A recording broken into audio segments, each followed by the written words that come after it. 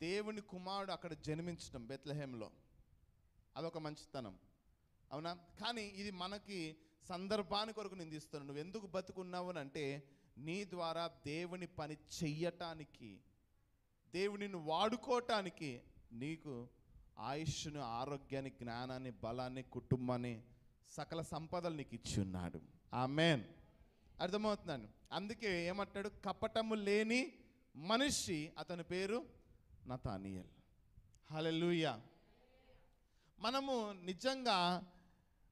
నిజంగా కపటము లేక ఉన్నామా? నా మాట మీకు అర్థమవుతుందా?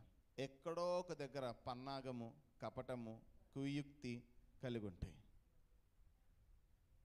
కానీ మన నతానియేల్ మాత్రము కపటం లేని మనిషి అంట. నువ్వు నాకు రూపాయి ఇస్తున్నావా, మరి నా ఎన్నుకున్న వాళ్ళకి రూపాయి కావాలా? నువ్వు నాకు అన్నం పెడుతున్నావా, నా ఎన్నుకున్న వాళ్ళకి అన్నం పెట్టాలి.